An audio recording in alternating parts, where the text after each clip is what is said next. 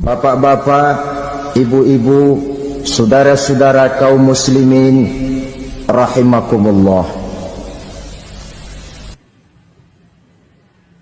Murai di dahan dan koko ayam di kandang, dunia ini penuh dengan berbagai macam kesibukan. Sejak dari petani yang turun ke ladang, pedagang yang berangkat ke pasar, pelajar yang menuju sekolah, sampai kepada pegawai yang berangkat ke kantor, seluruhnya tidak lain untuk mencari sesuatu yang bernama bahagia. Setiap orang menginginkan kebahagiaan, dan tidak seorang pun menginginkan kesengsaraan dalam kehidupan ini. Namun nyatanya tidak setiap orang yang ingin bahagia mengetahui jalan yang harus ditempuhnya untuk sampai kepada kebahagiaan itu. Maka pada kesempatan pertemuan kali ini, saya ingin menyampaikan sebuah hadis dari junjungan kita baginda Nabi besar Muhammad sallallahu alaihi wasallam yang termuat dalam kitab Mukhtarul Ahadits An-Nabawiyah, di mana beliau bersabda, arba'un min sa'adatil mar'i. Ada 4 perkara yang merupakan tanda dari orang bahagia. Saya mau tanya, di antara saudara-saudara yang hadir di sini, apa ada yang kepengen jadi orang sengsara? Ya. Seluruhnya tentu ingin mendapatkan kebahagiaan. Maka menurut resep dari Nabi kita, tanda orang bahagia itu 4. Jadi kalau saudara ingin bahagia, harus mempunyai 4 perkara ini. Yang pertama, orang bahagia itu kata Nabi, darun wasi'un. Punya rumah biar bagus asal gede. Enak ngaturnya, daripada sudah punya rumah kecil adanya di pinggir kali, gubuk, kalau hujan bocor, miring lagi, kiamat.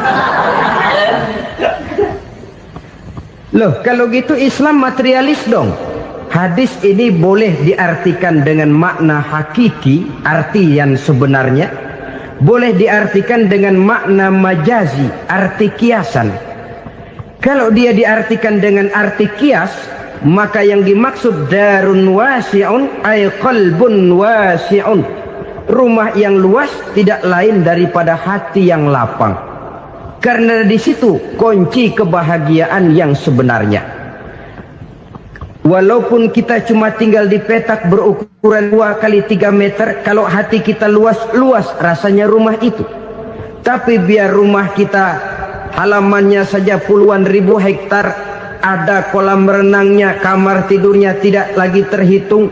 Kalau hati yang menempati rumah itu sempit, maka akan terasa sempit jugalah rumah itu. Tempat bergantungnya tidak lain adalah hati. Marilah kita mencoba melihat berbagai pandangan orang tentang bahagia ini. Ada orang menyangka bahwa bahagia itu kalau dia mendapatkan harta yang sebanyak-banyaknya. Siapa yang banyak harta, dialah raja. Apa yang dia mau, seluruhnya bisa dibeli. Keamanannya, dia bisa menyewa petugas. Seluruh fasilitas untuk menyenangkan kehidupannya bisa dibeli. Pendeknya, hartalah segala-galanya dalam kehidupan. Sampai ada pepatah mengatakan, innad darahima fil amakini kulliha taksur rijala mahabatan wa jalala. Sesungguhnya harta, dinar, dirham, uang di mana-mana selalu bikin hebat orang yang memilikinya. Coba lihat, orang yang punya duit sama yang enggak punya duit, jangan gaya hidupnya, gaya jalannya aja lain. Wahia lisanun liman arada fasahatan, wahia silahun liman arada qitala. Uang adalah senjata yang paling ampuh bagi orang yang mau pergi perang, dan lidah yang paling fasih bagi orang yang mau bicara. Kalau bicara dengan lidah macet, cobalah bicara dengan harta, lancar. Sampai ada pepatah demikian, segalanya bisa diatur dengan harta. Maka di kalangan orang yang berpandangan semacam itu, seluruh kegiatan hidupnya hanya terfokus kepada bagaimana mengumpulkan harta yang sebanyak-banyaknya. Tidak peduli halal haram, tidak kenal sore pagi siang dan malam, tidak sempat sujud, jauh dari agama, jauh dari kehidupan yang bersifat ruhaniyah, jauh dari Allah dan sebagainya. Sampai dalam Al-Quran dikelompokkan dalam kelompok yang dinamakan lumazah. Allazi jama'a malahu wa 'addadah yahsabu anna malahu akhladah.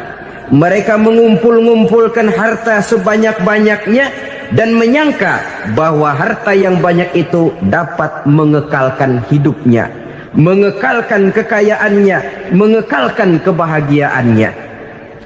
Saudara hadirin yang berbahagia, kalau pandangan hidup ini benar, artinya kalau harta memang merupakan satu-satunya hal yang dapat membuat orang bahagia, tentu di rumah mewah tidak akan pernah ada tangis derita. Tentu di satu tempat di mana fasilitas hidup serba menunjang tidak ada yang namanya penderitaan. Tapi suka dan duka, sedih dan gembira, senyum dan tawa adalah milik setiap orang, baik dia punya harta maupun dia tidak punya harta. Nyatalah bahwa harta semata-mata bukan merupakan jaminan bahwa orang akan bahagia, walaupun tanpa harta orang sulit untuk bahagia. Saya mau cerita, ada orang super kaya,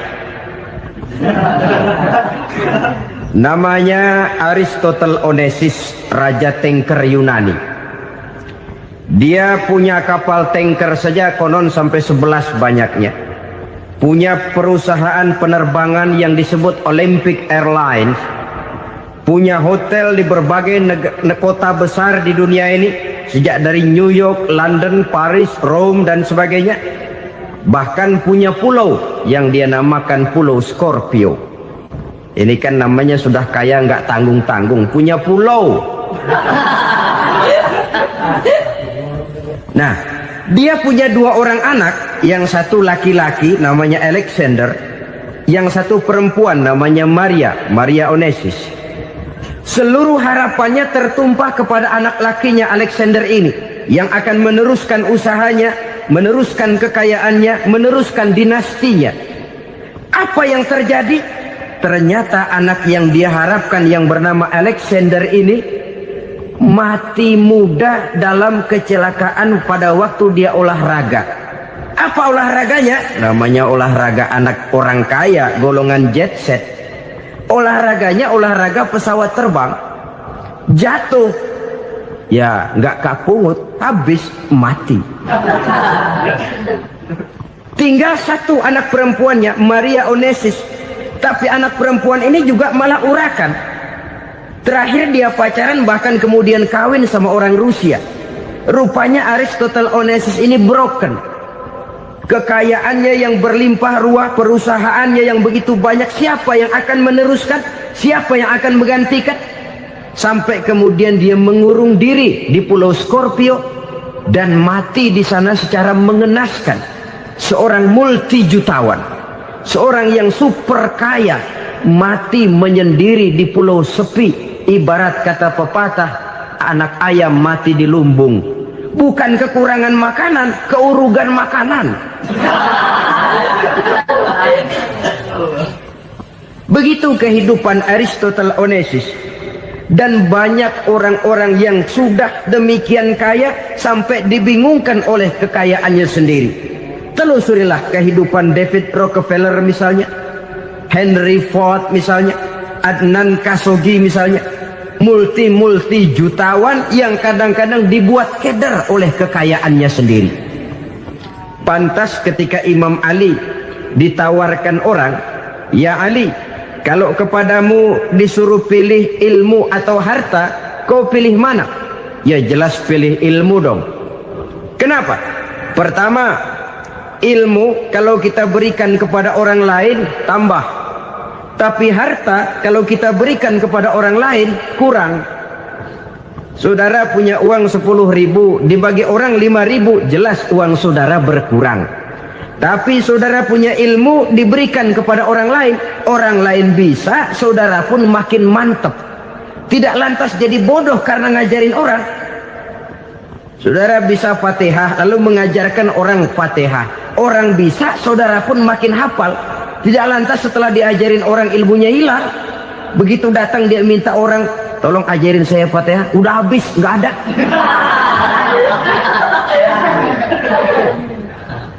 Yang kedua kata Imam Ali, ilmu menjaga kita. Kalau harta, kita yang harus jaga. Makin banyak ilmu, makin terpelihara diri seharusnya. Tetapi makin banyak harta, makin bingung kita jaganya. Sampai kadang-kadang kalau perlu seluruh keliling rumah dipasangi alarm. Belum cukup disewakan anjing besar-besar, pasang di depan pintu, awas anjing galak. Masih belum cukup juga, cari centeng tukang-tukang kepruk jaga rumah. Masih terasa belum aman, padahal rumahnya dikelilingi tembok besar. Di balik tembok ada pintu-pintunya tebal. Di balik pintu itu terbuka masuk kamar, kamar pun ada pintunya, pintunya pun kuat. Masuk ke dalam kamar ada lemari, lemarinya pun pintunya kuat, dikunci, kuncinya pun kuat. Tapi terhadap seluruhnya yang timbul cuma sekedar was-was saja. Kesimpulannya sekali lagi, tanpa harta orang memang sulit untuk bahagia. Tapi harta semata-mata tidak merupakan jaminan orang akan bahagia. Dengan hati yang luas, itu modal utama untuk mencapai kebahagiaan hidup. Orang yang hatinya luas, saudara-saudara, punya hati yang lapang, melihat kenyataan hidup ini, dia bersyukur senantiasa kepada Allah. Lantas tidak timbul hasud dan iri hatinya. Oleh karena itu, jiwanya selalu lapang. Kalau tidak, cupik hati namanya. Dangkal pandangan, tidak senang melihat orang lain dapat nikmat, dan itu sering dijadikan contoh. Kalau orang yang lapang dada, dia lihat tetangganya beli TV baru, dia berkata, alhamdulillah ya, tetangga kita beli TV, mudah-mudahan kita bisa ikut nonton. Lapang dadanya. Tapi orang yang sempit hati, lihat tetangga beli televisi, meriang. Enggak dia apa-apain, meriang. Besoknya dengar tetangga beli motor, makin sakit, ke rumah sakit. Lalu di rumah sakit dengar tetangganya beli mobil, mati. Disiksa oleh perasaannya sendiri. Orang kalau hati sudah sempit dalam hidup, kemanapun dia pergi, sempit rasanya medan kehidupannya. Kemudian kita melihat juga ada orang yang menilai bahwa bahagia itu katanya kalau punya kedudukan yang tinggi, pangkat yang agung, wibawa yang besar. Mungkin betul, tapi mungkin juga tidak. Bergantung kepada hati orang yang punya pangkat itu. Sama dengan harta tadi. Harta akan membawa bahagia kalau dia jatuh ke tangan orang yang berhati lapang. Tapi harta akan jadi bencana kalau jatuh ke tangan hati orang yang sempit. Pangkat akan membawa bahaya kalau jatuh di tangan hati orang yang sempit. Lebih dari itu, kenyataan mengajarkan kepada kita bahwa ternyata pangkat dan jabatan tidak selamanya memberikan kebahagiaan dalam kehidupan. Bahkan resikonya kelewat besar. Beberapa bukti kita bisa ambil dari para pemimpin dunia yang menjadi korban lantaran pangkat dan jabatan yang disandangnya. Saudara ingat Presiden Abraham Lincoln dan John Kennedy dari Amerika? Dibunuh orang. Park Chung-hee dari Korea Selatan, Ziaur Rahman dari Bangladesh, Anwar Sadat dari Mesir, terakhir Indira Gandhi dari India, menjadi korban dari pangkat dan jabatan yang disandangnya dari orang-orang yang tidak senang dia memegang jabatan itu. Dia akan mudah mengundang bencana. Sehingga pantas kalau seorang presiden terkemuka Amerika, Harry Truman namanya, dia mengatakan jabatan presiden itu, kata dia, seperti orang nunggang macan, naik macan. Harus kita taiki, kalau enggak dia bakal nerekam kita. Ngeri katanya. Adapun orang yang hatinya lapang, kalau dia menerima pangkat dan jabatan, dianggapnya itu satu kesempatan untuk berbuat baik.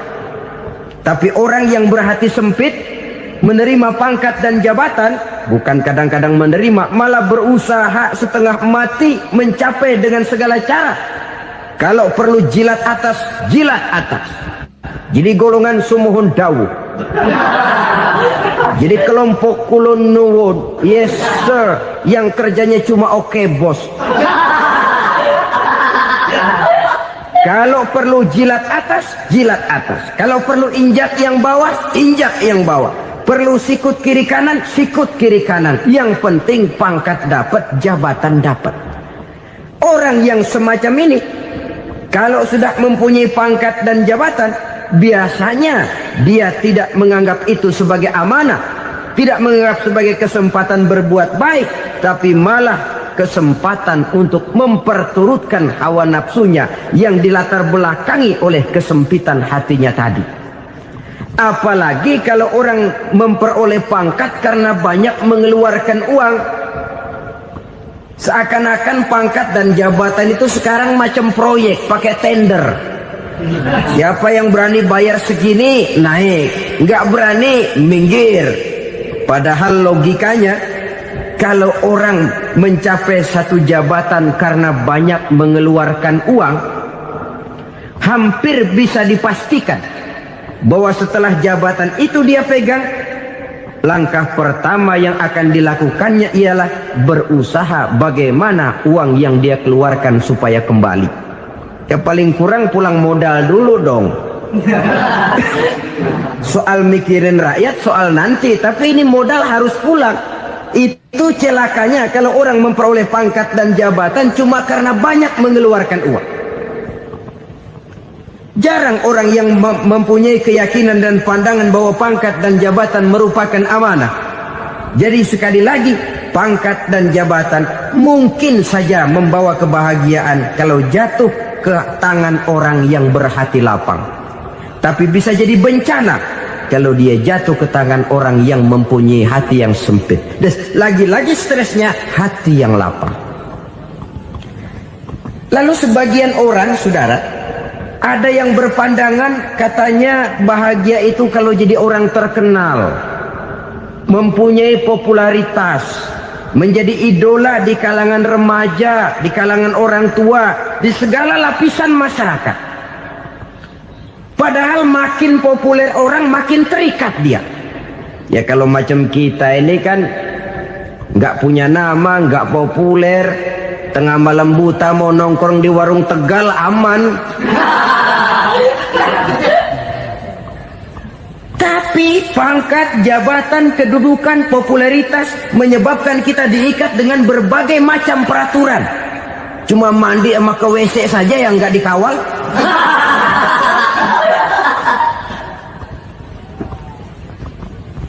Benarkah popularitas, ketenaran membawa kebahagiaan? Mungkin. Ya, tapi mungkin juga tidak. Kenapa? Banyak orang-orang populer yang mengakhiri hidupnya secara tragis. Kita ambil beberapa nama. Di Amerika tahun 60-an ada bintang seksi paling terkenal yang dijuluki seks bom. Bom seksi.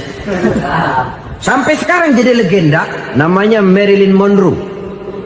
Singkatan dobelnya itu inisialnya MM, Marilyn Monroe.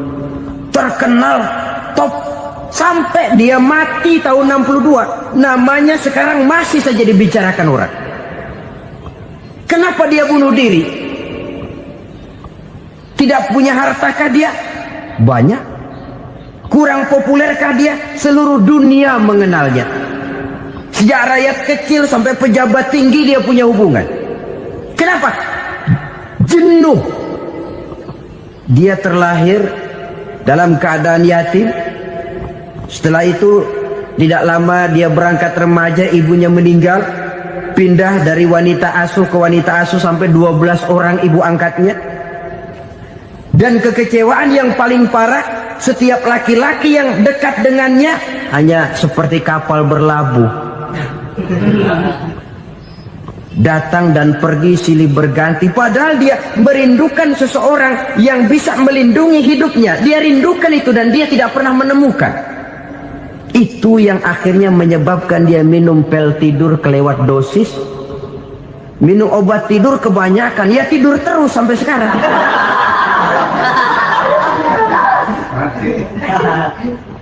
Dia mengakui, saya telah memiliki ketenaran, tapi saya tidak pernah hidup dalam ketenaran itu. Saya pandai main sandiwara, tapi saya ingin hidup dalam alam yang real sebagaimana umumnya orang. Itu yang dia rindukan. Menyusul jejak yang namanya Marilyn Monroe ini, Billie Holiday, saudara kenal tentu. Di rumah sakit dirawat. Dia juga minum obat overdosis, mati lagi. Jimi Hendrix minum obat tidur overdosis kelewat batas, mati lagi. Lalu yang menghanyutkan diri di danau, Janis Joplin dan Brian John. Ini orang-orang populer, orang-orang terkemuka yang mengakhiri hidup secara tragis, bukan karena tidak terkenal, mungkin karena sudah saking terkenalnya. Contoh paling belakangan, Bruce Lee. Wah, ini tukang-tukang keprok tentu kenal siapa dia. Sampai sekarang pun tabir kematiannya masih merupakan misteri. Dan yang masih hidup juga menunjukkan gejala yang aneh. Michael Jackson, rumahnya di Beverly Hills itu dijaga sedemikian rupa, dan dia selalu curiga kepada setiap makanan harus steril, bersih dari segala macam kimia.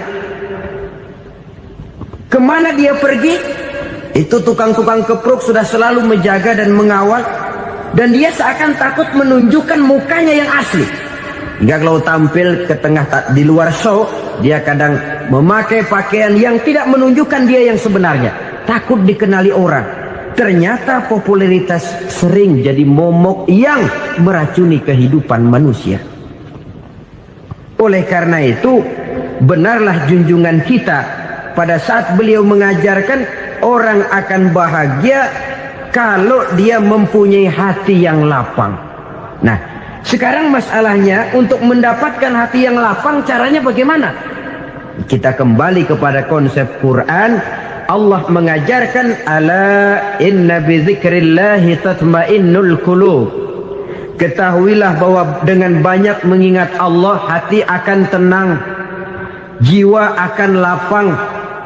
Dengan kata lain, dekat dengan agama, merasakan kehadiran Allah dekat dalam hidup.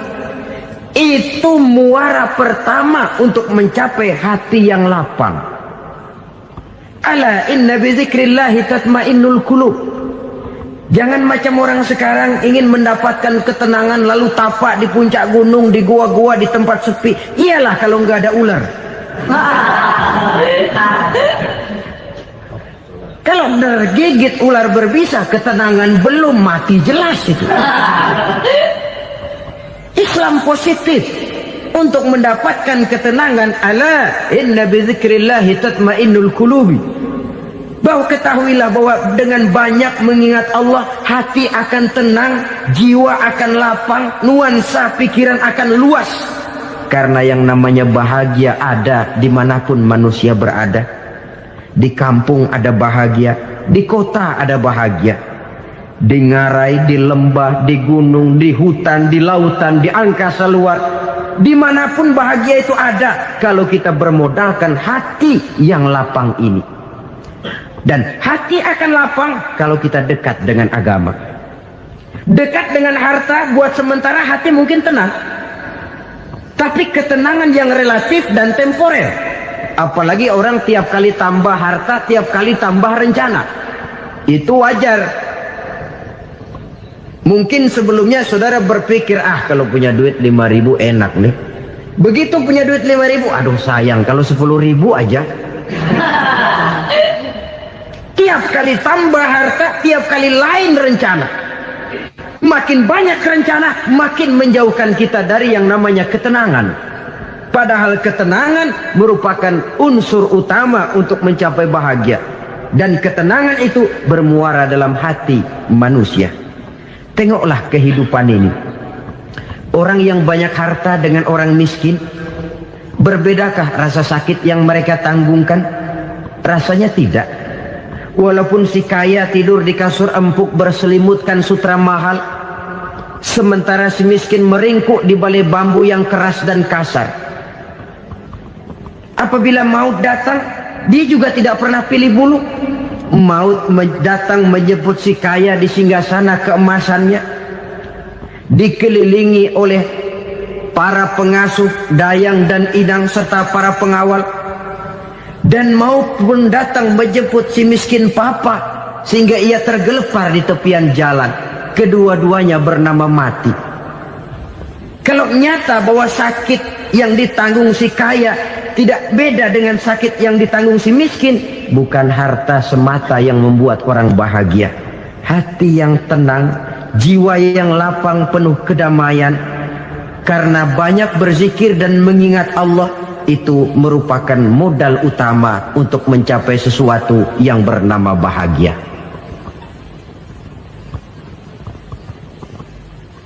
Saudara hadirin yang saya hormati, inilah yang pertama dari 4 ciri yang digambarkan oleh Nabi tentang tanda-tanda orang bahagia. Dan harus berangkat dari yang pertama ini, hati yang lapang.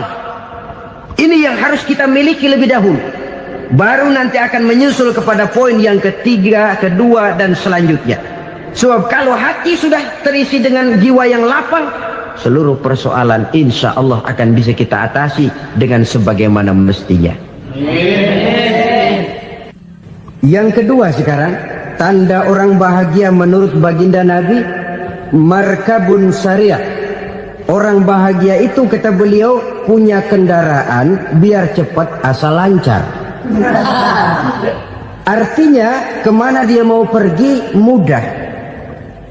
Apa maksud hadis ini? Kalau kita kaji lebih dalam, kendaraan itu kan alat transportasi. Transportasi tidak lain adalah usaha memudahkan komunikasi. Pindah dari situ kepada teori bahwa manusia adalah zon political, makhluk bermasyarakat yang tidak bisa memenuhi kebutuhan hidupnya secara sendirian. Kita memerlukan keberadaan orang lain dalam kehidupan ini. Untuk memakai baju saja kita sudah perlukan petani yang tanam kapas, pabrik yang memintal kapas jadi benang, pabrik yang menenun benang jadi kain, sampai kepada mesin jahit, sampai kepada tukang jahit. Itu cuma untuk memakai pakaian saja. Tidak seorang pun di antara kita yang sanggup memenuhi kebutuhan hidupnya secara sendiri. Kita perlu orang lain. Maka kebebasan dalam arti mutlak, kebebasan tanpa batas, itu tidak mungkin ada dalam kehidupan. Karena kita mengadakan yang disebut interaksi sosial. Setiap kegiatan kita tentu melibatkan orang lain. Menurut kita barangkali kita bebas jalan di jalan raya semaunya, tapi orang lain berkendaraan pun merasa bahwa ini ada juga jalan haknya, dan begitu selanjutnya. Oleh karena itu, maksud dari kendaraan yang cepat ini adalah khulatuhu ma'as solihin. Lingkungan pergaulannya terdiri dari orang-orang soleh. Pergaulannya luas. Kemana dia pergi ada temannya. Kesulitannya ada tempat dia cerita. Dan kesulitan kalau sudah diceritakan kepada orang lain, taruh kata orang itu tidak bisa menolong, namun menceritakannya kepada orang yang kita percayai, kan paling kurang sudah mengurangi beban jiwa, mengurangi tanggungan batin, merasa masih ada tempat kita cerita. Maka lebih baik orang awam yang mau bergaul ketimbang orang setengah alim tapi ngunci pintu. Sebab nantinya akan timbul sikap picik, cupik pandangan, dan tidak luas menghadapi kenyataan dalam kehidupan ini. Namun yang harus kita garis bawahi, pergaulan memang mesti luas. Namun jangan sekali-kali lupa bahwa pergaulan sangat besar pengaruhnya dalam ikut membentuk kepribadian manusia. Sehari-hari bisa kita bilang, kalau kita dekat sama tukang minyak wangi, sekalipun nggak dibagi minyaknya, baunya tentu dapat. Betul? Tapi dekat sama tukang elas, walaupun nggak kena apinya, asapnya mesti kena. Kalau Syauqi mengatakan lebih jelas lagi, man asyaral asrafa asa musyarrafan wa muasyiral anzali ghairu musyarrafin. Awalam taral jildal hakira muqabbalan bisagri lamma sara jildal mushaf. Siapa yang bergaul dengan orang mulia, dia bakal ikut menjadi mulia. Tapi siapa yang berteman dengan orang hina, dia tidak bakal ikut menjadi mulia. Tidakkah kau lihat, kata Syauqi, kulit kambing yang hina pun dicium orang ketika menjadi kantong Quran. Kulit kambing hina, kalau dia sendirian gak ada yang mau cium. Tapi begitu dia bergaul dengan Quran, menjadi kantong Quran, dipakein minyak wangi, ditaruh di tempat yang tinggi, mau diambil dicium dulu, dibawa dengan penuh hormat dan hati-hati. Kulit kambing yang hina lantaran berteman dengan Quran, numpang mujur. Tapi coba lihat kalau kulit kambing berteman dengan kayu, jadi beduk, habis. Zohor dikemplang, asar dipukul. Itu pun sedikit saja, cuma salah milih teman. Yang temannya Quran dihormati orang, yang temannya kayu lantaran jadi beduk, gelap-gelap subuh orang udah kemplangin.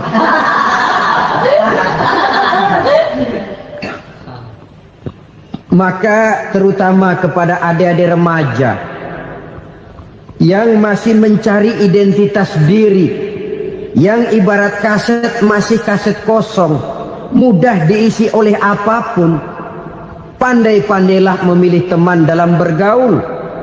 Karena banyak orang yang tadinya baik-baik, ketika terseret dalam pergaulan dengan orang yang tidak baik, kebaikannya menjadi lentur dan luntur.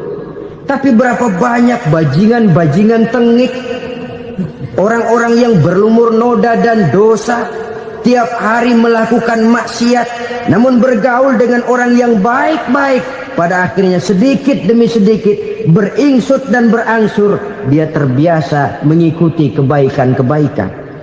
Saya tekankan ini kepada remaja karena mereka masih mencari identitas diri. Apa yang mereka lihat mereka mau, apa yang mereka dengar mereka ingin tahu. Coba lihat kehidupan remaja. Pulang nonton film Rambo, pengen jadi Rambo, gagah, maunya belekai melulu. Pulang nonton film Superman, pengen bisa terbang. Pulang nonton India, nyanyi melulu. Wajar, mereka masih mencari identitas diri. Saya ini sebenarnya siapa? Lingkungan, pergaulan akan membentuk itu. Karena itu pandai-pandailah bergaul, karena ia sangat besar pengaruhnya dalam ikut membentuk kepribadian manusia. Apalagi sifat yang jelek lebih cepat menularnya ketimbang sifat yang baik. Sifat yang baik, watak yang soleh itu lambat sekali untuk menular. Tapi yang tidak baik, kan prosesnya mah kalau remaja biasanya mula-mula dengar. Karena dengar lalu pengen tahu. Karena pengen tahu lalu ngeliatin. Begitu ngeliatin kan pengen nyobain. Setelah nyobain ketagihan. Nah ini prosesnya. Yang namanya ganja, morfin, narkotik, awalnya kan begitu. Mula-mula dengar, katanya kalau sudah fly to the sky, sudah melayang ke langit, katanya disitulah puncak kebahagiaan. Mulanya cuma dengar. Karena dengar pengen tahu. Karena pengen tahu lalu ngeliat, kumpul sama orang yang suka ngeganja. Setelah ngeliat, nah pengen ngerasain. Begitu ngerasain, enak juga, ketagihan. Kalau sudah ketagihan jadi penyakit kronis, bisa merembet kepada yang lain.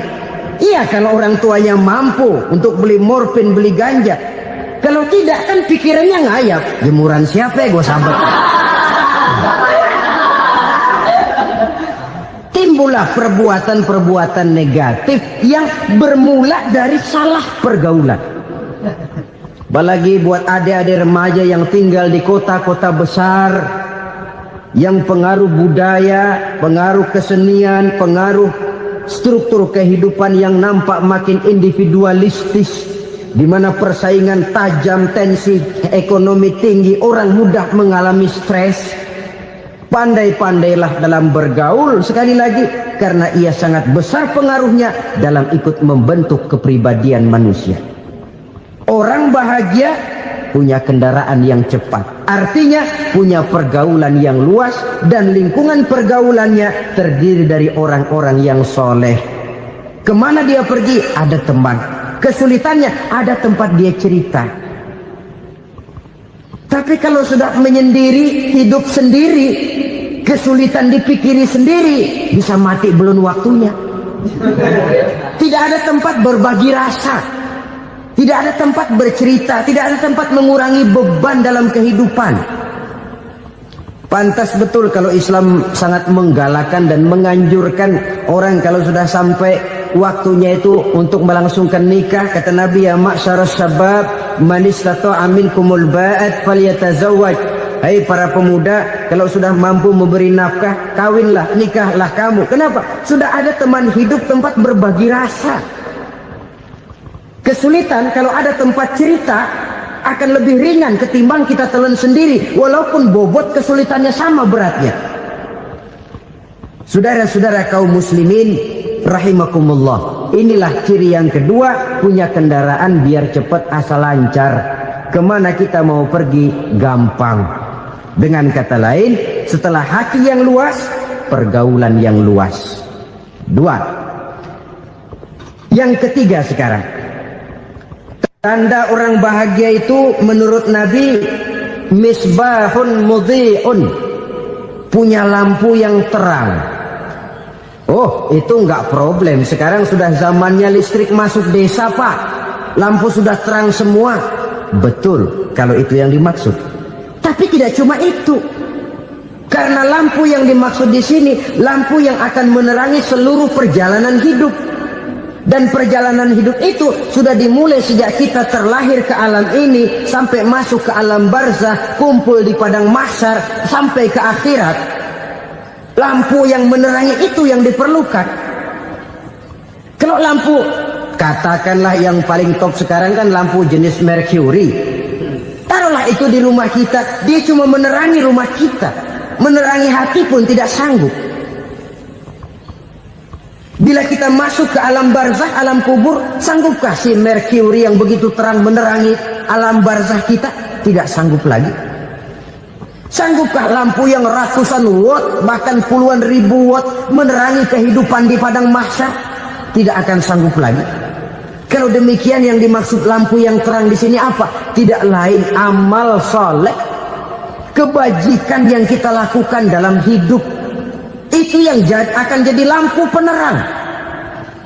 Di dunia nama kita akan terang. Jasad kita boleh hancur terkubur tanah, tapi nama kita akan dikenang orang. Begitulah kalau orang meninggalkan kebajikan dalam hidup seperti sekarang. Ribuan orang tiap saat berziarah ke kubur Imam Syafi'i, ke kubur Imam Malik, ke kubur Imam Ghazali, ke kubur orang yang baik-baik, orang yang soleh-soleh. Kebajikannya yang ditinggalkan, yang mengukir namanya dengan tinta emas. Sehingga saudara sudah terbaring di alam kubur, orang lewat, Allah, ini kuburannya Fulan bin Fulan, dulu ini kebaikannya Masya Allah, saya ikut merasakan. Mari kita mampir sebentar, kita Fatihah. Mohon disampaikan Allah pahalanya kepada almarhum. Al-Fatihah. Itu kalau orang baik-baik. Lalu saudara tanya, Pak, orang mati dikirimin Fatihah apa nyampe pahalanya? Saya jawab, kalau saudara nggak percaya, mati dulu dah. Nanti saya Fatihain, tungguin di sana. Umpama nggak sampai, balik lagi kemari. Sekarang ini kan maunya otak-otakan saja. Kalau nggak masuk otak, nggak percaya. Padahal alam gaib itu nggak bisa diotak-otakin. Sama saja dengan saudara pernah dengar cerita kapal tanpa emas tenggelam, tak? Pernah nggak? Di mana? Ya, di laut Masa Lembo. Begitu ketampung Mas tenggelam, ratusan penumpang itu terjun ke laut, dipermainkan gelombang, berjuang menghadapi maut itu. Orang lagi timbul tenggelam di lautan, dihantam ombak, kita tengokin pakai helikopter. Pak, lagi timbul tenggelam ya? Iya, tolongin. Jangan khawatir Pak, nih saya kirim intan Pak, harganya 10 juta. Kira-kira orang yang timbul tenggelam di laut seneng nggak? Tidak. Kan mahal toh intan 10 juta. Kenapa dia nggak senang? Karena intan 10 juta dalam kondisi seperti itu tidak sanggup menyelamatkan dia. Dia akan girang kalau dikirimin ban mobil bekas, dikirimin papan terentang atau bambu. Intan yang 10 juta dia nggak girang, ban mobil bekas yang 1000 perak tuh pegang, itu yang dia girang betul. Inilah sebabnya Nabi berkata, mal mayyitu fi qabrihi illa kal ghariqil mutaghawwis. Orang yang meninggal di alam kuburnya seperti orang timbul tenggelam di lautan. Yantaziru da'watan min ahli, menunggu doa dari keluarganya yang masih hidup. Duh, bapak saya sudah meninggal, saya sayang benar sama dia. Kirimin kulkas ke kuburannya Itu sama saja dengan tadi orang tenggelam di lautan dikirimi intan yang harganya 10 juta, tidak sampai. Begitulah kalau kebajikan yang kita tinggalkan dalam hidup, sudah mati pun kubur kita masih diziarahi orang. Tapi kalau jahat yang kita tinggalkan, boro-boro lah orang mau doa lewat dekat kuburan kita juga serem. Tuh bajingan no, dulu mati dipendem di situ tuh. Jangan lewat situ, ntar kesurupan, jangan. Lewat saja orang ngeri. Konon lagi membacakan Fatihah dan mengirimkan doa. Hidup pada hakikatnya adalah kesempatan untuk berbuat baik. Maka sekali kesempatan itu diberikan, manfaatkan dengan sebaiknya. Sebab kesempatan kedua tidak akan pernah ada. Kesempatan berbuat baik di sini, di akhirat sudah pembalasan namanya. Sekali kesempatan itu dicabut, dia tidak akan pernah dikembalikan lagi. Kata Iqbal, hidup tidak mundur ke belakang, Bung. Berhenti diinjak orang, mundur hancur. Tidak ada kata mundur dalam hidup ini. Berhenti diinjak orang, mundur kecebur. Tidak ada kata lain, harus maju dalam kehidupan dalam artian yang positif. Hidup adalah kesempatan untuk mengumpulkan kebajikan yang sebanyak-banyaknya. Di situ nilai daripada manusia. Sekarang ini memang nggak kelihatan kok, orang yang banyak pahala sama yang banyak dosa nggak kelihatan kok. Barangkali kalau habis bikin dosa palanya pada benjol, mungkin orang takut sama dosa. Tapi sekarang sama saja, orang yang banyak dosa dengan yang nggak banyak dosa jalan bareng dari belakang, sama, nggak kelihatan beda. Tapi ada waktunya di mana pahala memegang peranan, di mana dosa diperlihatkan. Sama saja kalau kita bawa mobil siang, lampu kan nggak begitu berfungsi. Apa lalu bilang, alah ini lampu berat-beratin, copot-copotin aja dah. Tidak perlu begitu. Kenapa? Pada suatu saat malam senja akan datang. Bila matahari terbenam, senja pun datang, gelap mulai merayap, disitulah baru terasa perlunya lampu. Pahala begitu. Sekarang orang yang nggak ada pahalanya nggak kelihatan dalam kehidupan. Tapi pada suatu saat senja kehidupan akan datang. Ajal merenggut nyawa, malam merayap, dan hidup mulai diliputi kegelapan di alam barzakh. Dikala itu kalau nggak punya lampu, alangkah malangnya kita. Sebab amal yang baik, kata Nabi, di alam barzakh itu akan diciptakan menjadi perempuan yang cantik menemani kita. Amal yang jahat akan menjadi orang yang paling jelek nemenin kita. Udah di tempat gelap yang nemenin jelek.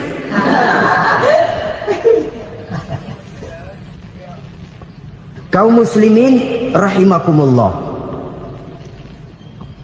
Kalau demikian masalahnya, tergantunglah kita pandai memanfaatkan waktu. Al-waktu kasai, waktu itu cepat sekali. Yang namanya waktu itu tahu-tahu.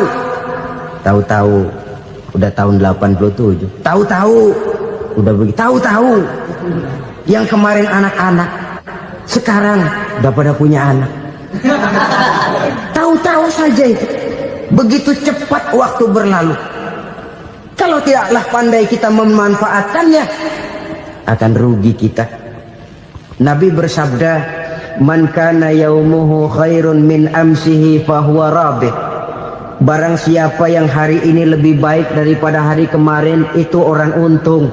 Hari ini lebih baik daripada kemarin. Bulan ini lebih baik dari bulan kemarin. Tahun ini lebih baik dari tahun kemarin. Itu orang yang beruntung. Tahun kemarin sembahyangnya maghrib doang, sekarang udah tambah isya. Tahun kemarin cuman Idul Fitri aja ngancem bener, sekarang udah tambah Jumat, lalu tambah lagi maghrib, tambah lagi isya, dan selanjutnya. Hari ini lebih baik daripada kemarin, itu orang yang beruntung. Wa man kana yaumuhu mislu amsihi fahuwa khasir. Lalu barang siapa yang hari ini sama saja dengan hari kemarin, itu orang rugi. Hari ini sama dengan kemarin, rugi itu.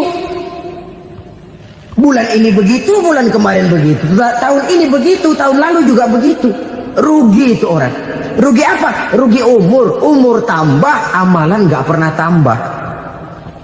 Dan saya pikir lebih merupakan azab ketimbang nikmat kalau orang dikasih panjang umur cuma untuk numpuk dosa. Mending mana? Panjang umur banyak dosa sama pendek umur dikit dosa? Mending mana? Mending mana? Ya, paling mending tentu panjang umur banyak pahala. Tapi kalau tidak, sekali lagi, lebih merupakan azab ketimbang nikmat kalau orang diberikan panjang umur tapi cuma untuk sekedar menumpuk dosa. Kehilangan kesadaran bahwa dunia bukan terminal akhir dari satu perjalanan. Dia cuma halte di mana kita berhenti sebentar untuk menuju kepada terminal yang hakiki. Saudara-saudara kaum muslimin rahimakumullah, inilah lampu yang akan menerangi kehidupan. Amal yang kita lakukan di dalam kehidupan. Jadi yang dimaksud dengan lampu yang terang, kebajikan yang kita kerjakan dalam hidup. Nah, setiap orang di awal tadi saya bilang ingin bahagia.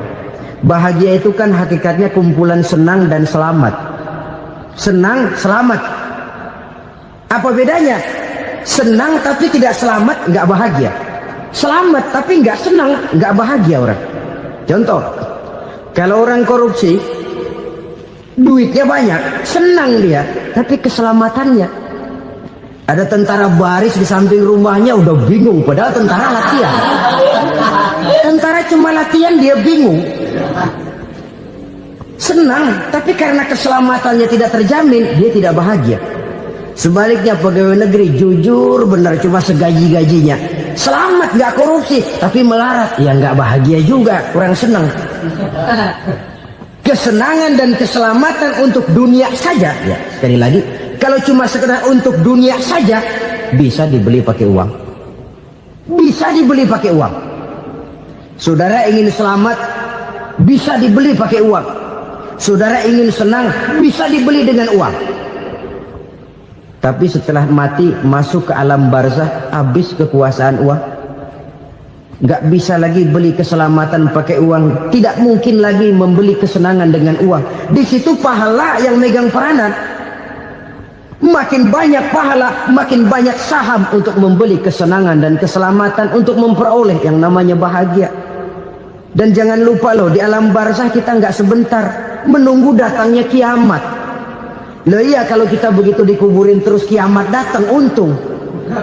Tapi kalau masih harus 1000, 2000, puluhan ribu tahun yang akan datang, dalam satu penantian yang begitu lama, tanpa saham untuk memperoleh kebahagiaan, satu kemalangan yang tidak ada pernah putus-putusnya.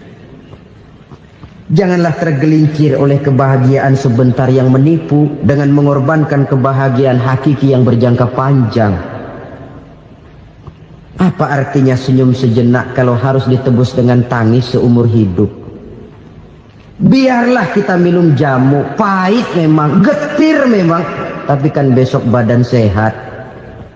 Daripada sekarang minum sirup, manis memang, enak memang, tapi bibir pada jontor besoknya. sirawan, batuk, nggak karu-karuan. Banyak orang tertipu oleh kesenangan yang sebentar. Padahal laisa kullu ma yalma'u zahaban. Belum tentu semua yang berkilat itu emas. Belum tentu semua yang gemerlap itu intan. Karena itu, marilah manfaatkan kesempatan yang diberikan Allah ini untuk mengumpulkan kebajikan yang sebanyak-banyaknya.